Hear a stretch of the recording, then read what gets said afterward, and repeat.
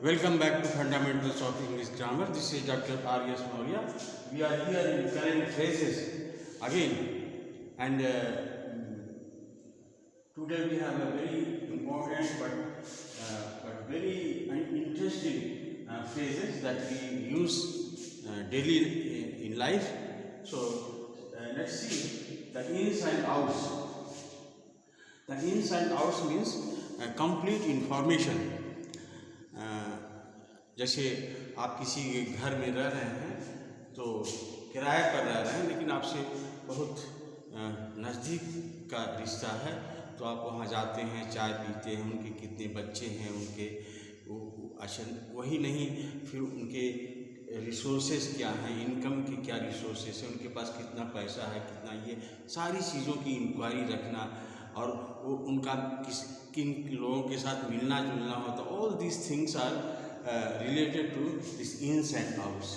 So if you know the ins and outs of someone, it means that you know entire information about his life and his living, how he lives and how and to whom he meets daily, and what he thinks of, and his relations, his inside policy, his family members, how they live. So everything is, and how much money they have, how much, what are they planning to do in future, everything is known by you. So you know the ins and outs of his family. जैसे if I say I know ins and outs of you, ins and outs of you का मतलब आपके बारे में पूरी जानकारी हमको पता है, आप कहाँ पैसा रखते हैं और कितने पैसे आपके पास हैं, ये चीज़ जानकारी है, किन से आपसे झगड़ा है इसकी जानकारी है, किससे आपसे ज़्यादा मोहब्बत है इसकी जानकारी है, हम सब चीज़ की खबर रखते हैं. तो ins and outs of the person.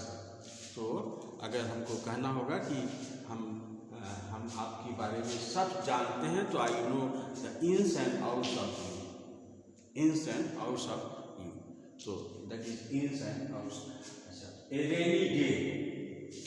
अब देखिए ये इडियम्स है, इडियम में ऐसे नहीं, रेनी डे का क्या मतलब होता है, बारिश के दिन.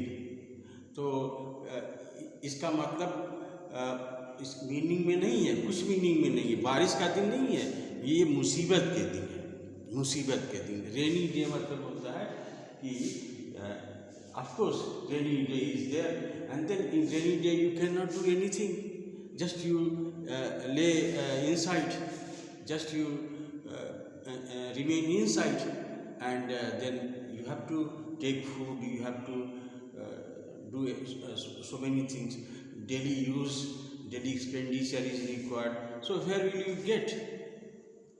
तो ऐसा कहा जाता है कि जब रेनी डे में हम 10-20 दिन तक घर ही में रहते हैं, कोई काम नहीं करते, बाहर नहीं आते, तो ये मुसीबत के दिन है. तो क्योंकि कोई सोर्स ऑफ इनकम नहीं होता वहाँ पर, फिर हमको सिर्फ we have to expand not to earn, नहीं. तो ये मुसीबत के दिन, रेनी डे का मतलब होता है मुसीबत के दिन. तो everyone should have saved something for the rainy day.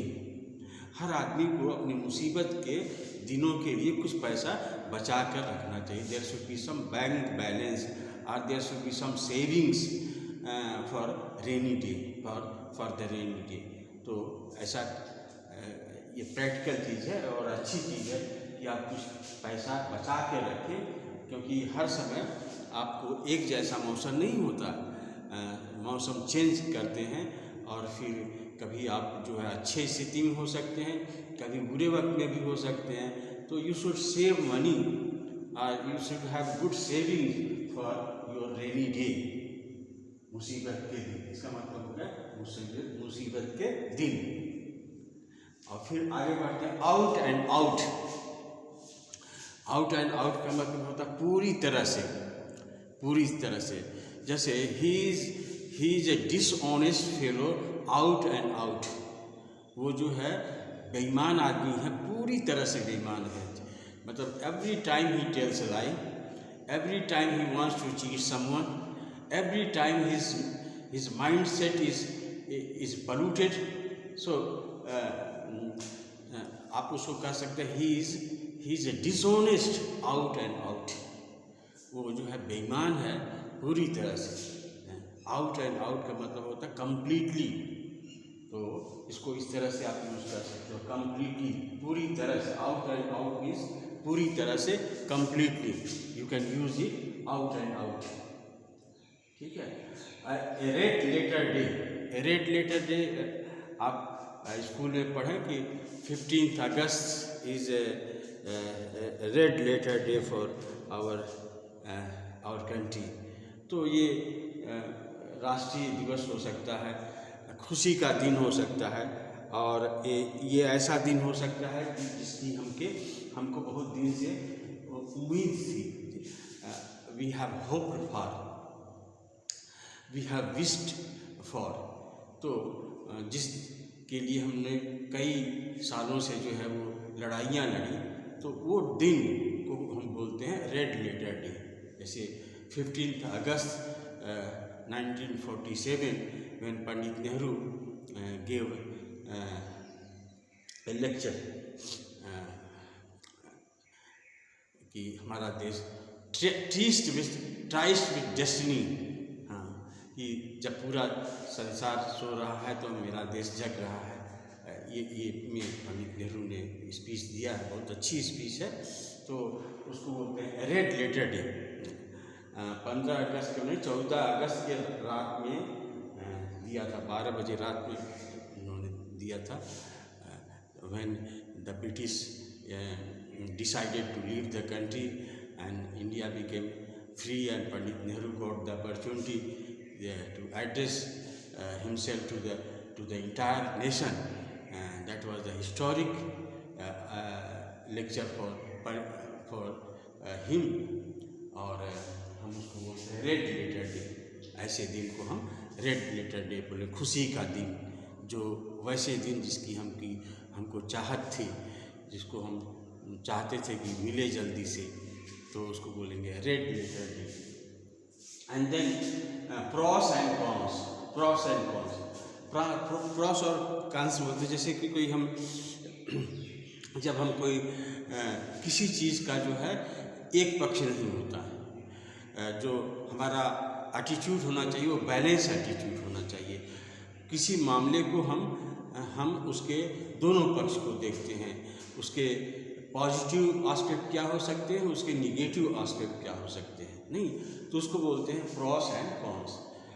जैसे कि अगर हम ये काम करें तो इसमें हमको फ़ायदा क्या हो सकता है, और ये काम करें तो हमको नुकसान क्या हो सकता है। तो दोनों को देखना ये बहुत प्रूडेंस है, ये हमारी विजडम है। हम लोग ऐसे ही करते हैं, हम लोग ऐसे कोई काम नहीं करते कि जिसमें एक तरफ होकर के आवाज़ करें। We are human being, and if you are educated तो you are called educated human being, and then being educated and being responsible citizen, you have to take any decision by taking the pros and cons of the side of the issues. उसके पक्ष विपक्ष को देख करके हमको काम करना चाहिए। तो प्रॉस एंड कॉन्स का मतलब होता है पक्ष विपक्ष। तो हम लोग जब डिबेटिंग सोसाइटी में होते थे तो हम लोगों को बताया जाता था कि you have to speak on the pros, you have to speak on the cons. किस में हम पक्ष में बोल रहे हैं कि विपक्ष में बोल रहे हैं, तो हम लोग पक्ष विपक्ष में करते थे। और जो टीचर आते थे वो मतलब वो कंसोलिडेट, मतलब वो बैलेंस स्ट्राइक करते थे, ये भी सही है, ये भी सही है। तो प्रॉस एंड कॉन्स का मतलब होता है पक्ष और विपक्ष। पार्लियामेंट में आप भाषण सुनते हैं, वहाँ भी विपक्ष में भाषण होता है, ये प्रॉस एंड कॉन्स होता है। ये अटोपियन स्कीम क्या है कि ये एक फिक्शनल प्लान, डेमोक्रेटिक प्लान होता है। देखो ये जो इनका नाम था, कौन मूरे थे, अटोपियन प्लान, ये इनके नाम, just I get the yes, Thomas More, हाँ ये थे। इन्होंने इमेजिनरी आइलैंड एक बनाया और उसमें एक शासन डेमोक्रेसी एक रूल लागू किया, वहाँ पर सारी व्यवस्था एन आइडियल स्टेट जैसा लोग काम करें, जैसे कि जो जो होना चाहिए, अटोपियन मतलब जो होना चाहिए, आट टू बी।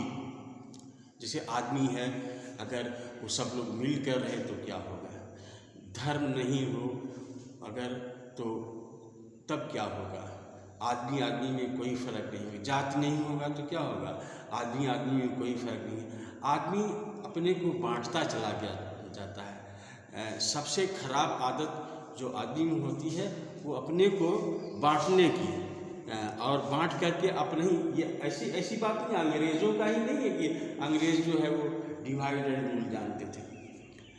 इंडिया में इसके पहले ही डिवाइड रूल की पॉलिसी थी।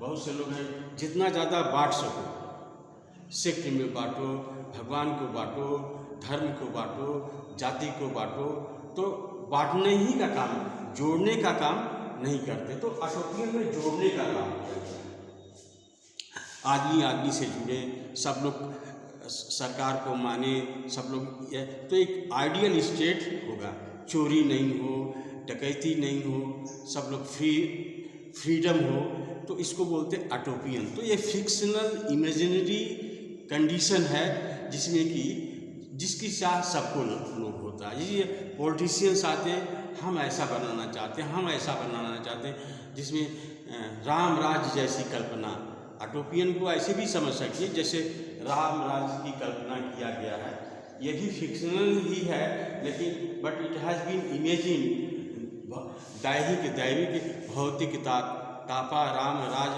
काहूँ नहीं, तो किसी तरह की कोई डिजीज़ नहीं थी, सब लोग आराम से खुश थे और किसी को कोई किसी से कंप्लेन नहीं था। तो इसी तरह का ये अटोपियन स्कीम। तो हमारी गवर्नमेंट ऑफ इंडिया की भी पॉलिसी भी ऐसी होती है, they make sometimes an utopian scheme, but the thing is that they can not carry it out, वो उसको दूर तक नहीं ले जाते, 2 महीना में ख़त्म हो जाता है, फिर चोरी डकैती, फिर भ्रष्टाचार फैलने लगता है। तो ये सभी लोग आते हैं, कहते हैं हम ये करेंगे, and then it turn.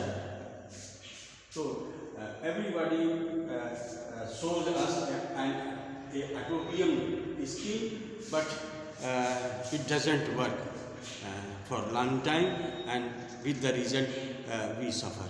The utopian scheme is like this. And then a fish out of water. Fish out of water मतलब जिस चीज़ के लिए आप आदी हैं, अगर आपको वहाँ से हटा दिया जाए, जैसे suppose I am in habit of reading books. I want that there should be some books, new books, if I have, and in my free time I used to read them.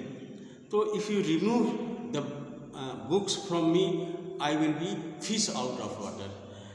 मेरी हालत वही होगी जो मछली की होती है, जो पानी से बाहर निकालते हैं। तो a fish out of water means that is very important thing. Certain things are very important. खाना तो इम्पोर्टेंट है ही है, खाने के अलावा और भी बहुत सारी चीज़ें इम्पोर्टेंट है जिसके बिना आप नहीं रह सकते। तो उन चीज़ को हटा लिया जाए तो आप जिंदा नहीं रह सकते। जैसे मछली के लिए पानी बहुत इम्पोर्टेंट चीज़ है, उसमें सांस लेती है, उसी में रह सकती है, जिस a very congenial atmosphere for fish. But when you pick up fish and keep it in air, or where sun is there, where hot season is there, so it will definitely die over there. No. So a fish out of water, a fish out of water. So there are so many songs also. So suppose you are in love, and then you are in deeply love, and then your beloved has just gone for anywhere for a year or 2 years, so you feel that you are a fish without water. नहीं, अगर हम किताब पढ़ते हैं, हमें किताब का शौक़ है, हम किताबें हटा ली जाएं, हमको खेलने की वो आदत है, और जो है हम जहाँ पर हैं वहाँ पर हमको खेलने का जो है वो कोई स्थान नहीं है, कोई जो टूल्स नहीं हैं, तो हम I feel out of water. Without game, without sports, I feel fish out of water. So this is all for today, guys. We'll meet you next. Till then, bye.